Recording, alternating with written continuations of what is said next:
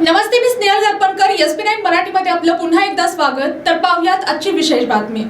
ऊसतोड मजुरांना साखर कारखान्यांकडून जास्तीत जास्त सुविधांचा लाभ मिळावा, तसेच त्यांच्या बाबतीतील आर्थिक मदतीचे परिपूर्ण प्रस्ताव जिल्हास्तरीय समितीसमोर सादर करावेत, असे निर्देश निवासी उपजिल्हाधिकारी गजानन गुरव यांनी दिले आहेत. तर पाहूयात आजची सविस्तर बातमी. गोपीनाथ मुंडे ऊसतोड कामगार कल्याण महामंडळ अनुदान योजनेच्या अनुषंगाने जिल्हास्तरीय समितीची आढावा बैठक निवासी उपजिल्हाधिकारी यांच्या दालनात घेण्यात आली. ते म्हणाले, ऊसतोड कामगार हा आर्थिकदृष्ट्या तितकासा सक्षम नसतो. त्यांना मदत करताना मानवीय दृष्टिकोन बाळगण्यात यावा.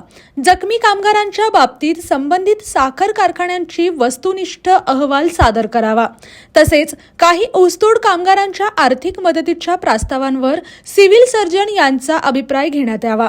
प्रस्ताव सादर करताना यामध्ये कोणत्याही स्वरूपाची त्रुटी राहू नये याची दक्षता घेण्यात यावी. प्रारंभी सहाय्यक आयुक्त समाज कल्याण सचिन साळे यांनी सानुग्रह अनुदानाच्या अनुषंगाने सादर झालेल्या प्रस्तावाबाबतची माहिती या बैठकीत दिली.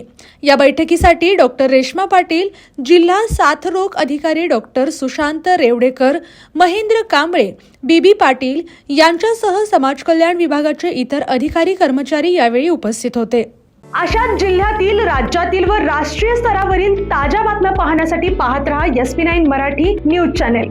या चॅनेलच्या माध्यमातून विविध क्षेत्रात उल्लेखनीय कार्य करणाऱ्या मान्यवरांच्या प्रेरणादायी मुलाखती तसेच महत्त्वाची माहिती आणि घडामोडी आपल्यापर्यंत पोहोचवल्या जातील.